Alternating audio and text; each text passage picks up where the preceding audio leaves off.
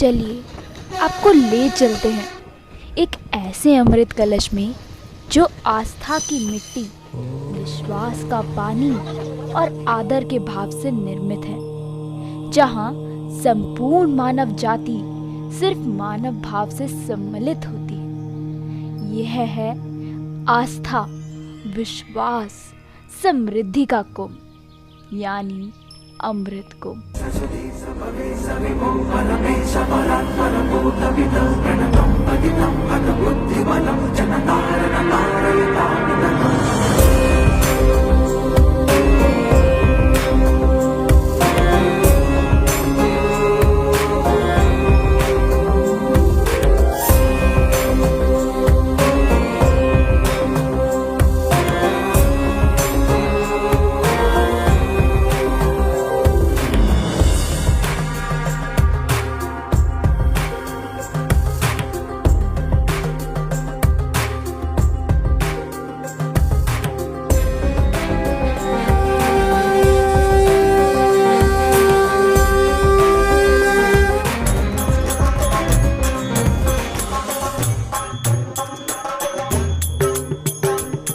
मैं काशी से आया हूँ। हम कलकत्ते से आए हैं। हम आए हैं राजस्थान से।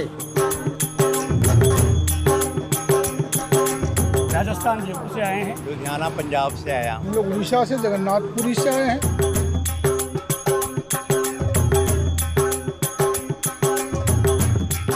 गौतम बुद्ध नगर से मैं आया हूँ यहाँ। हम नेपाल से आए हैं। I'm from Moscow. जिला अजमेर, राजस्थान से आए हैं। आई एम फ्रॉम तंबू।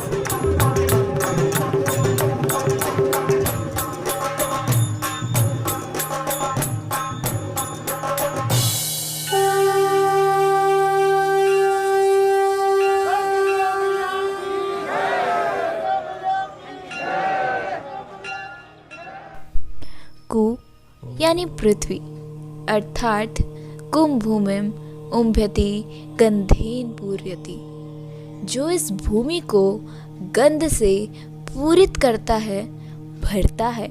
अर्थात जब कोई विशिष्ट भूमि, पर्टिकुलर कोई प्लेस, जब कोई विशेष प्रकार की गंध से भर जाता है, अर्थात गुण रूपी गंध से भर जाता है, तो उसको कुंभ कहते हैं। आप अब देखोगे कि बहुत सारे ऋषि मुनि, साधु संत जो लौकिक दृष्टि से अदृश्य हुआ करते हैं, लेकिन इस विशेष अवसर पर वो अपना स्वरूप दिखाते हैं। उनकी जो महक है, उनके गुण की, नॉलेज की, स्पिरिचुअलिटी की जो गंध है, उससे ये भूमि भर जाया करती है। यह सद्विचारों और पुण्य आत्माओं का मिलन है, इसलिए यह कुंभ है। यही विशेष स्थिति परिस्थिति भारत को आपस में जोड़े रखती है। जब कुंभ की डुबकी लगती है गंगा मैया में, तो किसी भी तरह से अलग अलग व्यक्ति उस वक्त सिर्फ आस्था और सद्विचारों से परिपूर्ण होता हुआ दिखता है और हम एक होते हुए दिखते हैं। अब आध्यात्मिक, जहाँ बड़े बड़े ऋषि महात्मा अपने अपने आश्रमों में ईश्वर की भक्ति में लीन होते हैं। एक काम है उनका नाम स्मरण। तो यह है आध्यात्मिकता। ना काहू से दोस्ती, ना काहू से बैर, वाह वाह रे मौज फकीरा दी। कभी तो खाए चना चबेना, कभी तो लपटा लपसी जी, वाह वाह रे मौज फकीरा दी।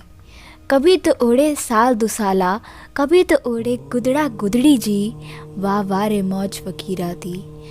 कभी तो रहे महल दुमहला, कभी तो झोपड़िया टालिका जी, वाह वाह रे मौज फकीरा दी, वाह वाह रे मौज फकीरा दी। अब व्यवहारिक तौर पर अगर हम देखते हैं तो बड़े से बड़े महात्मा छोटे से छोटे व्यक्ति से प्रसन्न पूर्वक मिलते हैं। कुंभ के दौरान किसी भी व्यक्ति का अपमान नहीं किया जाता।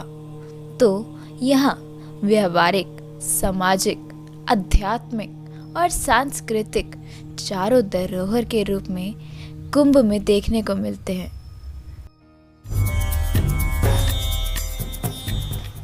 यह व्यापक रूप से माना जाता है कि कुंभ मेला एक प्राचीन धार्मिक त्योहार है जिसकी उत्पत्ति सनातन धर्म के प्रारंभिक चरणों में हुई है।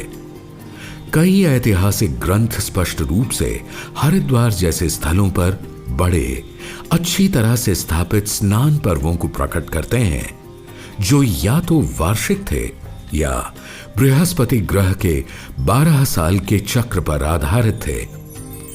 ऐतिहासिक तथ्यों के अनुसार मेगास्थनीज, जो चंद्रगुप्त मौर्य के दरबार में यूनानी राजदूत थे, 75 दिनों के लिए इसी तरह के मेले को देखने गए। बाद में 7वीं शताब्दी में चीनी बौद्ध भिक्षु ह्यूनसांग ने भारत की यात्रा की और अपनी यात्रा के दौरान प्रयाग आए। उन्होंने वहां आयोजित एक भव्य मेले के बारे में लिखा, जहां राजा हर्षवर्धन के परोपकार का उल्लेख है। बाद में मुगल युग के ग्रंथों में हरिद्वार के संदर्भ में कुंभ मेले का वर्णन है, जिनमें खुलासतुल तवारीख 1695 से 1699 और चेहर गुलशन 1759 शामिल हैं। हरिद्वार कुंभ मेले का प्रारंभिक लेखा जोखा 1796 में कैप्टन थॉमस हार्डविक द्वारा प्रकाशित किया गया था। ऐसा कहा गया है कि कुंभ मेला अपने वर्तमान स्वरूप में ब्रिटिश शासन के दौरान आया, जिसने इस तरह के एक बड़े सांस्कृतिक उत्सव को विनियमित करने की आवश्यकता महसूस की। सच तो है कि पुराणों से कुंभ की उत्पत्ति हुई है। भाई अनेक पुराण ऐसे हैं, वो ये बताते हैं समुद्र मंथन हुआ और समुद्र मंथन के समय में विष कुंभ निकला सबसे पहले और फिर अमृत कुंभ निकला। तो अमृत कलश लेकर धन्वंतरी गए और उन्होंने 4 स्थानों पर वे अमृत कण छलकाए अथवा गिराए मानवीय कल्याण के लिए, जैव जगत के उद्धार के लिए। अवंतिका में क्षिप्रा में, नासिक में गोदावरी में, अंतः सलिला सरस्वती, धौधवला गंगा, किंचित श्यामा कालिंदी प्रयाग में और कुंभस्थ काल में यहाँ। यह श्री गंगा सुरतरंगिणी है, जो मनुष्य को संसार समुद्र से पार कराने वाली है। भगवान श्री विष्णु के चरणारविंद से प्रकट होकर यह श्री गंगा भूमंडल पर अवतरित हुई है। यह श्री गंगा भव भय विनाशिनी, पाप विनाशिनी, सुमेरु पर्वत वासिनी, अमृत जलमयी, प्रसन्न मुख वाली, शुभ फल प्रदायिनी एवं सर्वजन पूजिता भगवती है।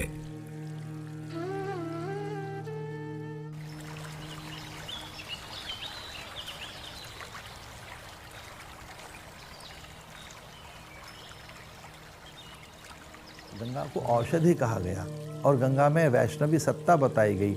वो चूंकि ब्रह्म कमंडलू से निकली हैं तो कर्म योग सिद्ध करती हैं। वो शिव के मस्तक पर बैठी हैं तो ज्ञान योग सिद्ध करती हैं। विष्णु के चरणों से निकली हैं तो भक्ति योग सिद्ध करती हैं। किसी भी पवित्र जल में, दिव्य जल में 12 ही तत्व माने गए। उनकी अगर प्योरिटी और इम्प्योरिटीज़ की हम चर्चा करें तो 12 तत्व एक जल में माने जाते हैं, मानक ऐसा कहते हैं। पर गंगा में 2 अतिरिक्त हैं, 14 हैं। तो इस प्रकार से गंगा में एक अमृतत्व है। गंगा का जल कभी विनष्ट नहीं होता।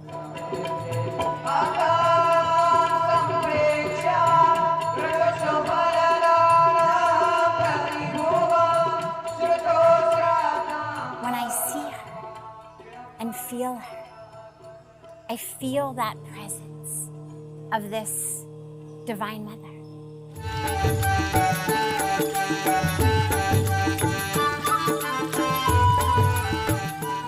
स्नान और दर्शन। महापर्व कुंभ में आने वाले लाखों श्रद्धालुओं का ये एकमात्र उद्देश्य रहता है, उनकी एकमात्र इच्छा रहती है।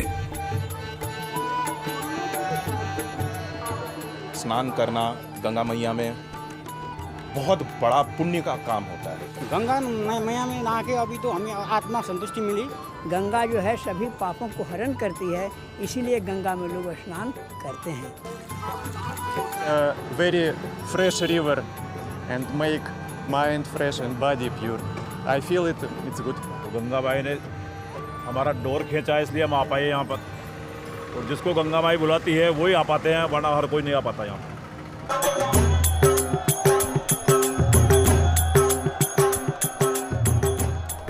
पृथ्वी पर तीर्थयात्रियों का सबसे बड़ा शांतिप्रिय जनसमूह इस पर्व में एकत्रित होता है, जो स्नान के अतिरिक्त यहां उपस्थित अखाड़ों की विभिन्न गतिविधियां देख आनंदित होता है।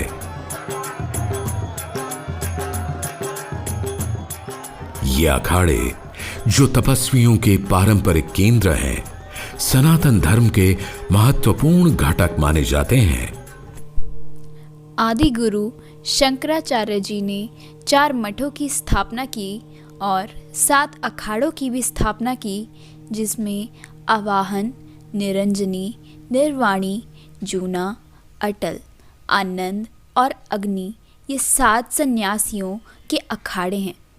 इन अखाड़ों में शिक्षा और शस्त्र दोनों से दीक्षित किया जाता था। 2016 के सिंहस्थ पर्व में एक ऐतिहासिक घटना हुई।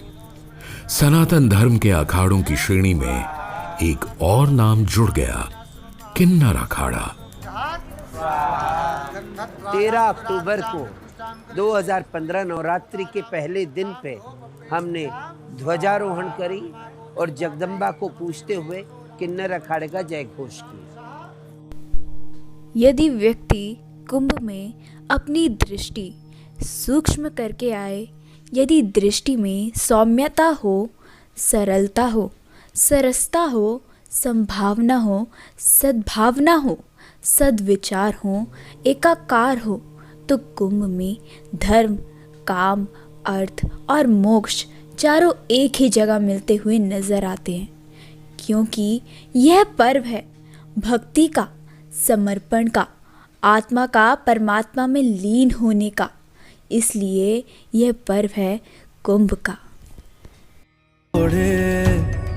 हर झोला तो जाएगा पीछे छोड़े, मन पावन हो गंगा में डूबे नहाए, मन रावण जो लहरों में तूने बहाए।